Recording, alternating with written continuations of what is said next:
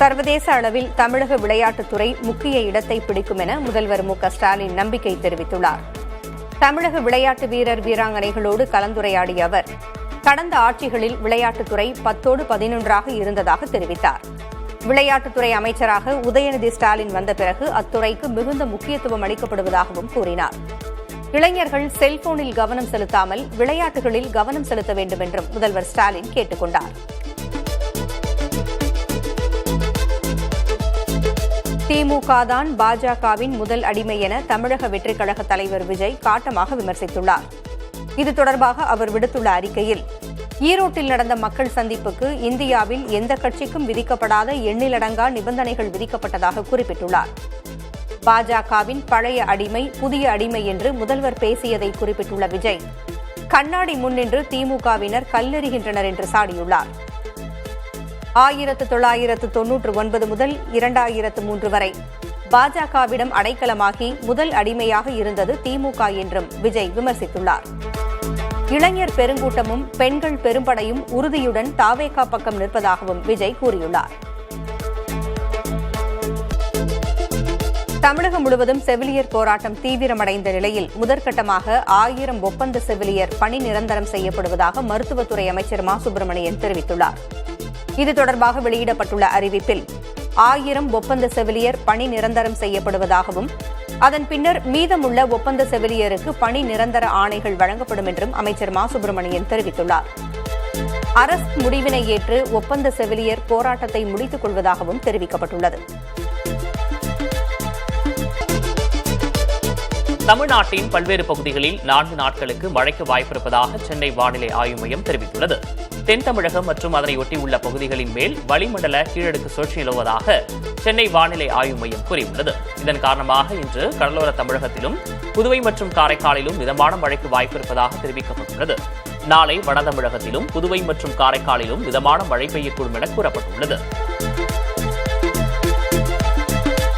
சென்னையில் இன்றும் நாளையும் லேசான மழை பெய்யக்கூடும் என சென்னை வானிலை ஆய்வு மையம் தெரிவித்துள்ளது. மேலும் அதிகாலை வேளையில் ஓரிரு இடங்களில் பனிமூட்டம் காணப்படும் எனவும் கூறியுள்ளது.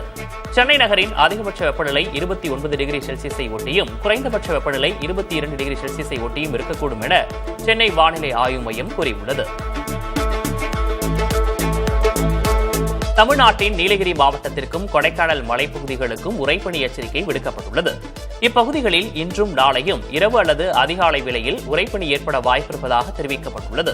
மேலும் இன்று முதல் 28ஆம் தேதி வரை தமிழகம், புதுவை மற்றும் காரைக்காலில் குறைந்தபட்ச வெப்பநிலை இயல்பை விட குறையக்கூடும் எனவும் சென்னை வானிலை ஆய்வு மையம் தெரிவித்துள்ளது.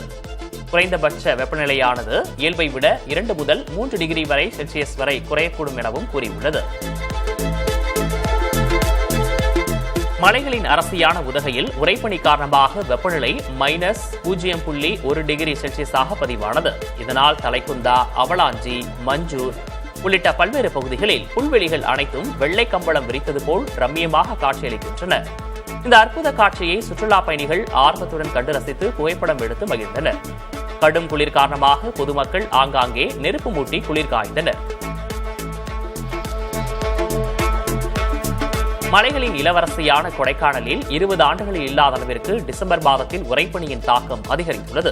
கடந்த 19ஆம் தேதியிலிருந்து தொடரும் உறைபனியால் நகரின் புல்வெளிகள் அனைத்தும் வெள்ளை கம்பளம் போர்த்தியது போல் காட்சியளிக்கின்றன. குறைந்தபட்ச வெப்பநிலை 4 டிகிரி செல்சியஸாக பதிவாகியுள்ளது. வரையன் பூங்கா மற்றும் ஏரிக்கரை பகுதிகளில் நிலவும் இந்த கண்கொள்ளா காட்சிகளை காண சுற்றுலா பயணிகள் அதிக அளவில் குவிந்துள்ளனர்.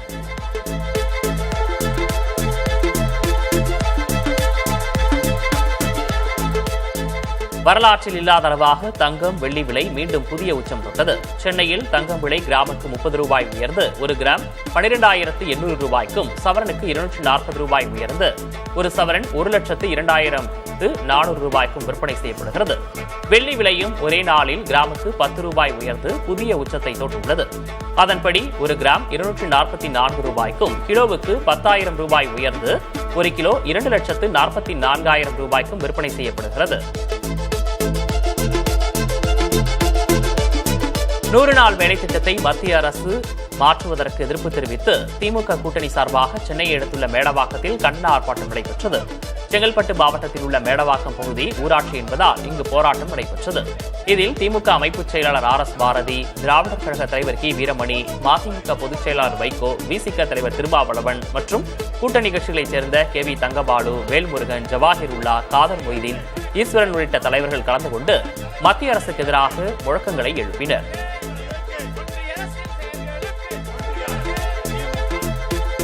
மகாத்மா காந்தி பெயரை ஒழித்தால் காங்கிரஸ் கட்சியை ஒழித்து விடலாம் என்று நினைத்து பாஜக அரசு செயல்படுவதாக விசிக தலைவர் திருமாவளவன் குற்றம் சாட்டியுள்ளார். 100 நாள் வேலை திட்டத்தை மாற்றும் மத்திய அரசுக்கு எதிர்ப்பு தெரிவித்து திமுக கூட்டணி கட்சிகள் சார்பில் மேடவாக்கத்தில் கண்டன ஆர்ப்பாட்டம் நடைபெற்றது. இதில் கலந்து கொண்டு பேசிய திருமாவளவன் 2026 சட்டமன்ற தேர்தல் வழக்கமானதல்ல என்றும் எச்சரிக்கையாக இருக்க வேண்டிய தேர்தல் என்றும் கூறினார்.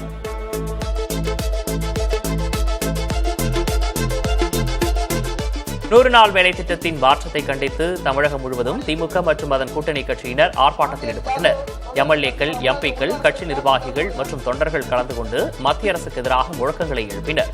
100 நாள் வேலை திட்டத்திற்கு எதிரான புதிய சட்டத்தை திரும்பப் பெற அவர்கள் வலியுறுத்தினர்.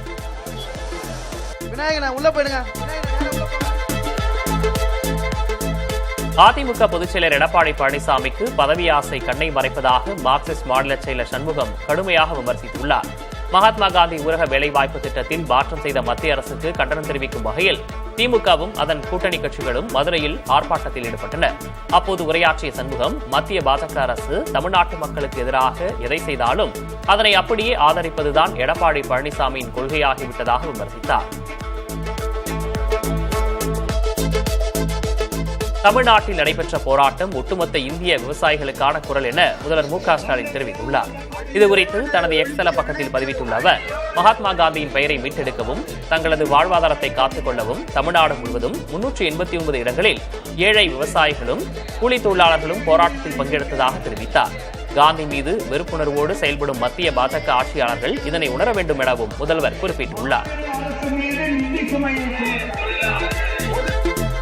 தேசிய ஜனநாயக கூட்டணியில் அமமுகவுக்கு 6 சீட் என வெளியான செய்திகள் வதந்தி என அமமுக பொதுச் செயலர் டிடிவி தினகரன் தெரிவித்துள்ளார். எம்ஜிஆர் நினைவு நாளை ஒட்டி தேனி மாவட்டம் ஆண்டிப்பட்டியில் உள்ள அவரது சிலைக்கு மரியாதை செலுத்திய டிடிவி தினகரன் அதன் பின்னர் செய்தியாளர்களை சந்தித்தார். அப்போது அமமுகவுக்கு யாரும் அழுத்தம் கொடுக்க முடியாது என்றும் திட்டவட்டமாக கூறினார். அதிமுக கூட்டணியில் O பன்னீர்செல்வம், டிடிவி தினகரன் ஆகியோரை இணைப்பது குறித்து பொதுச் செயலர் எடப்பாடி K பழனிசாமி முடிவெடுப்பார் என முன்னாள் அமைச்சர் ஜெயக்குமார் தெரிவித்துள்ளார். எம்ஜிஆர் நினைவிடத்தில் செய்தியாளர்களிடம் பேசிய அவர், வலிமையான கோட்டையாக விளங்கும் அதிமுகவை யாராலும் அசைக்க முடியாது என தெரிவித்தார்.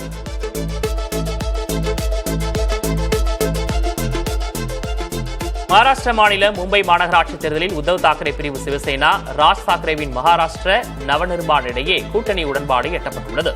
இதுகுறித்து மும்பையில் செய்தியாளர்களிடம் அதிகாரப்பூர்வமாக உத்தவ் தாக்கரே, ராஜ் தாக்கரே ஆகிய இருவரும் அறிவித்தனர். 2 கட்சிகளும் தொடர்ந்து இணைந்திருக்கும் என்றும் மராத்தி மக்களுக்காகவும் மாநிலத்துக்காகவும் இணைந்து பணியாற்றுவதாகவும் தெரிவித்தனர். மகாராஷ்டிர மாநில உள்ளாட்சித் தேர்தலில் மும்பை உட்பட 29 மாநகராட்சிகளுக்கான தேர்தல் வரும் ஜனவரி 15ஆம் தேதி நடைபெற உள்ளது.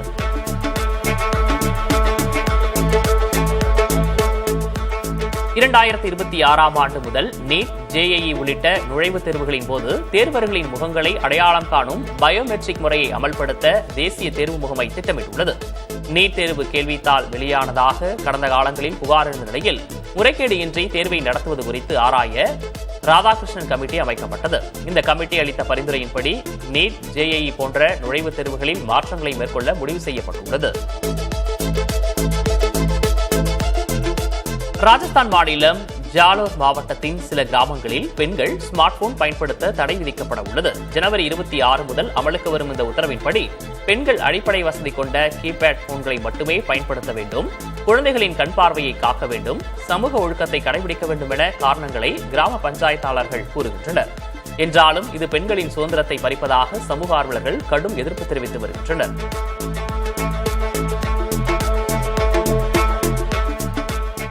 இன்ஃபுளுன்சா எனப்படும் ஃப்ளூ காய்ச்சல் இன்றும் பெரும் சவாலாக இருப்பதாக மத்திய அரசு தெரிவித்துள்ளது.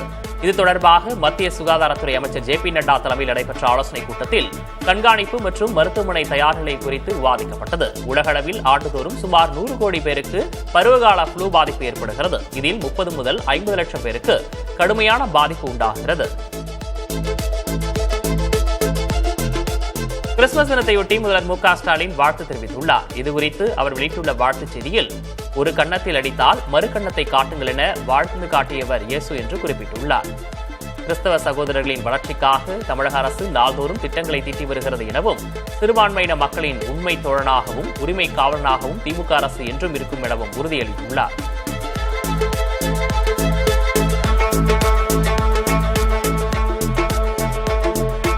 கிறிஸ்துமஸ் தினத்தை முன்னிட்டு அதிமுக பொதுச் செயலர் எடப்பாடி கே பழனிசாமி வாழ்த்து தெரிவித்துள்ளார். இதுகுறித்து அவர் வெளியிட்டுள்ள வாழ்த்துச் செய்தியில், இயேசுபிரான் போதனைக்கு ஏற்ப ஒவ்வொரு மனிதரும் நம்பிக்கையுடன் செயல்பட்டால் வாழ்வில் வெற்றி நிச்சயம் என்று கூறியுள்ளார். இயேசுபிரானின் போதனைகளை கடைபிடித்தால் நாம் விரும்பியதை இறைவனிடமிருந்து பெற்றுக் கொள்ளலாம் எனவும் பழனிசாமி குறிப்பிட்டுள்ளார். அதிமுக தொண்டர்கள் உரிமை மீட்புக் கழக ஆலோசனைக் கூட்டத்தில் ஓ பன்னீர்செல்வம் ஒவ்வொரு மாவட்ட செயலாளர்களையும் தனித்தனியாக சந்தித்து அவர்களது விருப்பங்களை கேட்டறிந்தார். வரும் சட்டமன்ற தேர்தலில் திமுகவுடன் கூட்டணி வைக்கலாமா அல்லது தமிழக வெற்றிக் கழகத்தோடு கூட்டணி வைக்கலாமா என்று பன்னீர்செல்வம் கேட்டதாக கூறப்படுகிறது. எடப்பாடி பழனிசாமியை எதிர்க்க இதில் ஏதேனும் ஒரு கட்சியுடன் கூட்டணி அமைக்க அவர் தயாராகியுள்ளதாக கூறப்படுகிறது. பாமகவின் அடிப்படை உறுப்பினர் பதவியிலிருந்து நீக்கப்பட்ட அன்புமணியின் பொய்கள் எடுபடாது என பாமக நிறுவனர் ராமதாஸ் தெரிவித்துள்ளார். திண்டிவனம் மாவட்டம் தைலாபுரம் உள்ளத்தில் பெரியாரின் நினைவு தினத்தை முன்னிட்டு அவரது சிலைக்கு மாலை அணிவித்து ராமதாஸ் மரியாதை செலுத்தினார். தொடர்ந்து செய்தியாளர்களை சந்தித்த அவர், தான் நடத்த இருக்கும் பொதுக்குழு செல்லாது என கூறும் அன்புமணி பாமகவின் அடிப்படை உறுப்பினர் பதவியிலிருந்து நீக்கப்பட்டவர் என தெரிவித்தார். கோவை அன்னூர் வட்டார்பாளையத்தில் திமுக கூட்டணி கட்சிகள் சார்பில் நடைபெற்ற ஆர்ப்பாட்டத்தில் பங்கேற்ற 75 வயது மூதாட்டி மயங்கி விழுந்து உயிரிழந்தார். 100 நாள் வேலை திட்டத்தில் மத்திய அரசு கொண்டு வந்துள்ள திருத்தத்தை எதிர்த்து அன்னூர் வட்டார்பாளையத்தில் ஆர்ப்பாட்டம் நடைபெற்றது. இதில் மேல்கிணறு பகுதியைச் சேர்ந்த கூலி தொழிலாளியான மூதாட்டி பொன்னம்மாள் கலந்து கொண்டார். வெயிலில் நின்றதால் திடீரென உடல் சோர்வு ஏற்பட்டு மயங்கி விழுந்த பொன்னம்மாள் மருத்துவமனைக்கு கொண்டு செல்லும் வழியிலேயே உயிரிழந்தார். கன்னியாகுமரி மாவட்டம் அருமனையில் நடந்த கிறிஸ்துமஸ் விழாவில் தவேக நிர்வாகிகள் ஆதவ் அர்ஜுனா, அருண்ராஜ் பங்கேற்ற நிலையில் காங்கிரஸ் எம்பி எம்எல்ஏக்கள் விழாவை புறக்கணித்தனர். எனினும் கன்னியாகுமரி மேற்கு மாவட்ட தலைவர் வினுலால் சிங் விழாவில் பங்கேற்றார். தொடர்ந்து நிகழ்ச்சி பொறுப்பாளர் வீட்டில் தவேக நிர்வாகிகள் ஆதவ் அர்ஜுனா, அருண்ராஜ் ஆகியோரை அவர் சந்தித்து பேசினார். இது அரசியல் வட்டாரத்தில் பரபரப்பை ஏற்படுத்தியது. இது பற்றி காங்கிரஸ் நிர்வாகி வினுலால் சிங்கிடம் கேட்டபோது, கிறிஸ்துமஸ் விழாவில் கலந்து கொள்ள மட்டும் வந்தோம் என்றும் வேறு எதுவும் கிடையாது எனவும் கூறினார். இலங்கை கடற்படையினரால் கைது செய்யப்பட்ட 12 மீனவர்களையும் படகுகளையும் விடுதலை செய்ய வலியுறுத்தி ராமேஸ்வரத்தில் ஒருநாள் அடையாள வேலைநிறுத்த போராட்டம் நடைபெற்றது. இதனால் சுமார் 800 விசைப்படகுகள் கடலுக்கு செல்லாமல் முடங்கியுள்ளன. 20,000 மீனவர்கள் மற்றும் 1 லட்சத்திற்கும் மேற்பட்ட சார்பு தொழிலாளர்கள் வேலைநிறுத்த போராட்டத்தில் ஈடுபட்டனர். பாரம்பரிய கடல் பகுதியில் அச்சமின்றி மீன்பிடிக்க மத்திய மாநில அரசுகள் நிரந்தர தீர்வு காண வேண்டும் என கோரிக்கை விடுத்துள்ளனர். மதுரை அவனியாபுரத்தில் பொங்கல் அன்று நடைபெறவுள்ள ஜல்லிக்கட்டு போட்டிக்காக மதுரை மாநகராட்சி சார்பில் 67 லட்சம் ரூபாய் மதிப்பீட்டில் ஒப்பந்த புள்ளிகள் கோரப்பட்டுள்ளன. இதில் விழா மேடை, கேலரி, தடுப்பு வேலிகள் மற்றும் குடிநீர் வசதிகளுக்காக 62 லட்சம் ரூபாயும், சாலை சீரமைப்பு பணிகளுக்காக சுமார் 5 லட்சம் ரூபாயும் ஒதுக்கீடு செய்யப்பட்டுள்ளது. இந்த பணிகளுக்கான ஒப்பந்த புள்ளிகள் வரும் டிசம்பர் 29ஆம் தேதி மாலை 4 மணிக்கு திறக்கப்படும் என மாநகராட்சி நிர்வாகம் அறிவித்துள்ளது. கிறிஸ்துமஸ் பண்டிகையை முன்னிட்டு தூத்துக்குடி பேக்கரிகளில் 100க்கும் மேற்பட்ட கேக் வகைகள் விற்பனைக்கு குவிந்துள்ளன. குறிப்பாக 3 மாதங்களுக்கு முன்பே உலர்பழங்களை ஊற வைத்து தயார் செய்யப்பட்ட பிளம் கேக்குகள் மற்றும் இந்த ஆண்டு அறிமுகமான ராயல் பிளம் கேக் பொதுமக்களை வெகுவாக கவர்ந்துள்ளன. குழந்தைகளுக்கான பொம்மை வடிவ கேக்குகளும் முதியவர்களுக்கான சர்க்கரை இல்லாத கேக்குகளும் பிரத்யேகமாக தயாரிக்கப்பட்டுள்ளன. பண்டிகைக்கு ஒரு நாளை உள்ள நிலையில் தூத்துக்குடி மக்கள் ஆர்வமுடன் கேக்குகளை வாங்கிச் செல்கின்றனர். கிறிஸ்துமஸ் பண்டிகையை முன்னிட்டு தூத்துக்குடி பூ சந்தையில் மல்லிகைப்பூ கிலோ 3000 ரூபாய் வரை விற்பனையானது. மேலும் பிச்சிப்பூ 1 கிலோ 2500 ரூபாய் வரை விற்பனையானது. கிறிஸ்துமஸ் பண்டிகைக்காக பெங்களூரு, உதகை, கொடைக்கானல் உள்ளிட்ட பகுதிகளில் இருந்து ரோஜா, கார்னேசன், ஜெரிமுரா உள்ளிட்ட பூக்கள் கொண்டுவரப்பட்டுள்ளன. ரோஜா ஒரு பூ 20 முதல் 25 ரூபாய் வரையும், ஒரு கட்டு 250 ரூபாய் வரையும் விற்பனையானது. தேனி மாவட்டம் கம்பம் பள்ளத்தாக்கு பகுதியில் நிலவும் இதமான காலநிலையாலும் பசுமையான வயல்வெளிகளாலும் ஈர்க்கப்பட்டு அதிக அளவிலான வெளிநாட்டு பறவைகள் வருகை தந்துள்ளன. ஆயிரக்கணக்கான மைல்கள் கடந்து வந்துள்ள இந்த பறவைகள் சுருளிப்பட்டி கிராமத்தை சுற்றியுள்ள விளைநிலங்களில் கூட்டமாக முகாமிட்டுள்ளன. அமைதியான சூழலும் போதிய இரையும் கிடைப்பதே இந்த பறவைகளின் வருகை அதிகரிக்க காரணமாக கூறப்படுகிறது.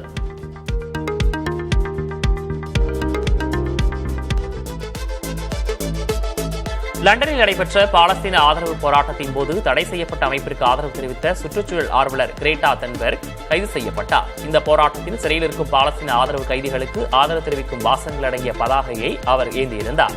தடை செய்யப்பட்ட இயக்கத்திற்கு ஆதரவான அடையாளங்களை வெளிப்படுத்தியதாக கூறி காவல்துறையினர் கைது நடவடிக்கை மேற்கொண்டனர்.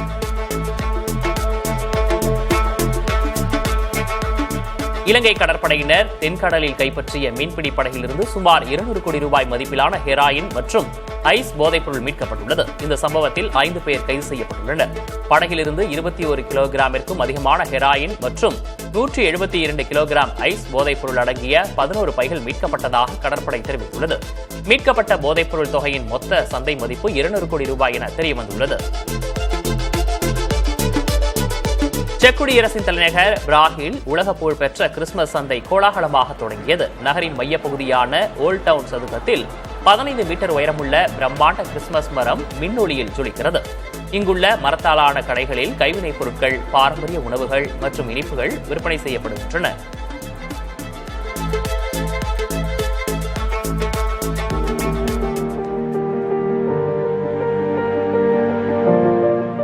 தெற்கு பிரான்சின் சோமியர் நகரில் வீட்டூர்லே ஆறு கரை புரண்டு ஓடியதால் அந்நகரின் பல பகுதிகள் நீரில் மூழ்கியுள்ளன. ஆற்றின் நீர்மட்டம் உயர்ந்ததே இந்த திடீர் வெள்ளத்திற்கு காரணம். இந்த வெள்ளத்தால் நகரின் வீடுகள் மற்றும் வணிக நிறுவனங்கள் பலத்த சேதமடைந்துள்ளன. தற்போது வெள்ள நீர் வடிய தொடங்கியுள்ளதாக நகர மேயர் உறுதிப்படுத்தியுள்ளார். பாதிக்கப்பட்ட இப்பகுதி மக்கள் தொடர்ந்து விழிப்புடன் இருக்குமாறு அந்நாட்டு வானிலை ஆய்வு மையம் அறிவுறுத்தியுள்ளது.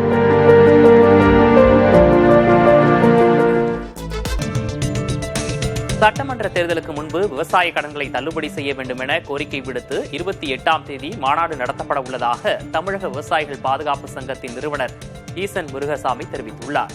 இதுகுறித்து செய்தியாளர்களிடம் பேசிய அவர், பெரும் நிறுவனங்களின் 24 லட்சம் கோடி ரூபாய் கடன்களை கடந்த 15 ஆண்டுகளில் மத்திய அரசு தள்ளுபடி செய்துள்ளதை சுட்டிக்காட்டியுள்ளார். தமிழகத்தில் விவசாயிகள் தோராயமாக 11,000 கோடி ரூபாய் வரை கடன் பெற்றிருக்கின்றனர் என தெரியவந்திருப்பதாக அவர் கூறினார். கடந்த 5 ஆண்டுகளில் ஆண்டுக்கு 500 விவசாயிகள் கடனை திருப்பி செலுத்த முடியாமல் தற்கொலை செய்து கொண்டுள்ளனர் என்றும் கவலை தெரிவித்தார். எனவே விவசாயிகளின் கடன்களை தள்ளுபடி செய்ய வேண்டும் என்றும் ஈசன் முருகசாமி கோரிக்கை விடுத்துள்ளார். ஒட்டுமொத்த இந்தியாவில் இருக்கக்கூடிய விவசாயிகள் கடனே பார்த்தீங்கன்னா 1 லட்சம் கோடி கீழே தான். தமிழ்நாட்டில் அது ஒரு 11,000 கோடியாக இருக்கும் என்பதை நாங்கள் ஒரு சராசரியாக கணித்திருக்கிறோம். ஏன்னா அது ஒரு பெரிய தொகையும் அல்ல.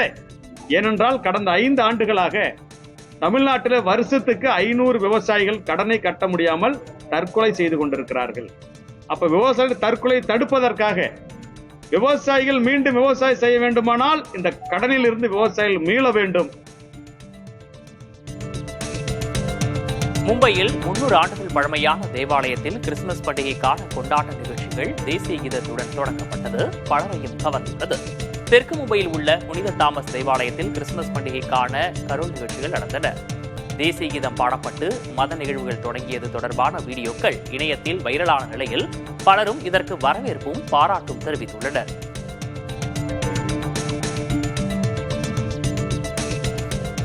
கிறிஸ்துமஸை முன்னிட்டு தனது சூப்பர் ஜம்போ விமானத்தை அழகான ஒளிரும் சிவப்பு மூக்குடன் மாற்றியுள்ளது எமிரேட்ஸ். சாண்டாவின் பரிசுகள் நிரம்பிய வண்டியுடனும் முன்பகுதியில் மான் கொம்புடனும் துபாய் சர்வதேச விமான நிலையத்திலிருந்து ஏர்பஸ் A380 புறப்படுவது போல் பதிவிடப்பட்டுள்ள AI வீடியோ காண்போரை கவர்கிறது. கிறிஸ்துமஸ் கொண்டாட்டத்தில் எமிரேட்ஸ் இந்த ஆண்டு ஒரு படி மேலே சென்று விட்டதாக நெட்டிசன்கள் கூறி வருகின்றனர்.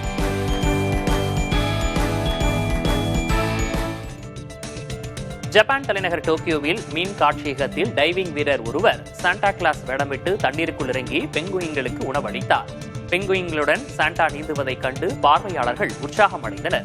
கிறிஸ்துமஸை கொண்டாடும் வகையில் நடத்தப்பட்ட இந்த நீருக்கடி சாகசம் அங்கிருந்த குழந்தைகளையும் பெரியவர்களையும் வெகுவாக கவர்ந்தது.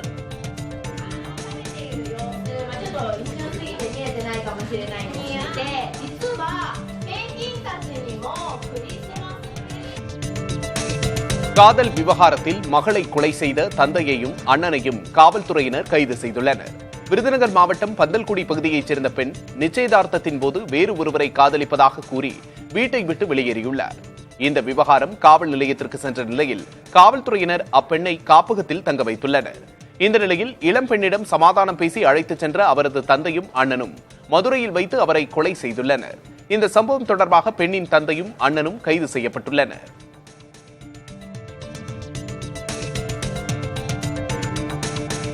ராமநாதபுரம் மாவட்டம் தனுஷ்கோடியில் கோர புயலில் உயிரிழந்தவர்களின் 61வது நினைவு தினம் அனுசரிக்கப்படுகிறது.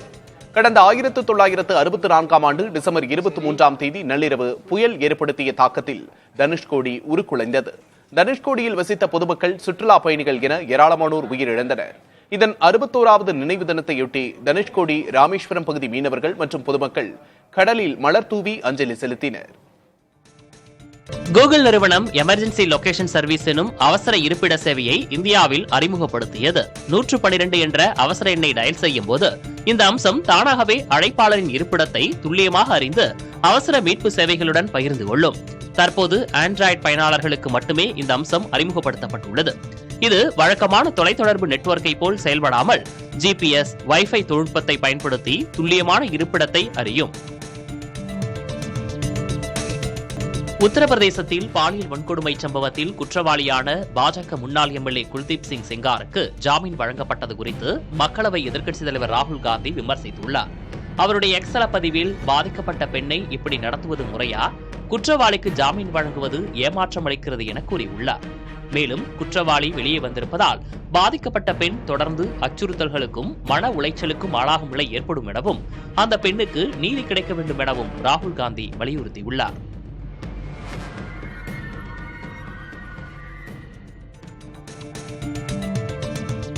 வட இந்தியாவில் நிலவும் அதீத பனிமூட்டம் மக்களின் அன்றாட வாழ்க்கையை முடக்கியுள்ளது. போக்குவரத்து சேவைகளும் கடும் பாதிப்பை எதிர்கொண்டுள்ளன. அடர் பனிமூட்டத்தால் டெல்லியில் ரயில் மற்றும் விமான சேவைகள் கடுமையாக பாதிக்கப்பட்டுள்ளன. டெல்லியில் ராஜஸ்தானி எக்ஸ்பிரஸ் 10 மணி நேரமும், வந்தே பாரத் 3 மணி நேரமும் தாமதமாகின. கஜுராஹோ, திப்ருகர் மற்றும் ஹவுராவிலிருந்து புதுடெல்லி நோக்கி வரும் ரயில்கள் அனைத்தும் மணிக்கணக்கில் தாமதமாவதால் கடும் குளிரில் பயணிகள் ரயில் நிலையங்களில் காத்திருக்கும் சூழல் ஏற்பட்டுள்ளது. பனிமூட்டம் நீடிப்பதால் பயணிகள் வீட்டை விட்டு கிளம்பும் முன்பே NTES செயலி மூலம் ரயிலின் நேரத்தை சரிபார்க்க அறிவுறுத்தப்பட்டுள்ளனர். உள்நாட்டு விமான போக்குவரத்தை மேம்படுத்தும் வகையில் 3 புதிய விமான நிறுவனங்களுக்கு மத்திய அரசு அனுமதி அளித்துள்ளது. அதன்படி முன்னதாக ஷங்க்-ஏர் நிறுவனத்திற்கு மத்திய அரசு அனுமதி அளித்திருந்த நிலையில் தற்போது அல்ஹிந்த் ஏர் மற்றும் ஃப்ளை எக்ஸ்பிரஸ் ஆகிய நிறுவனங்களுக்கு தடையில்லா சான்று வழங்கப்பட்டுள்ளது.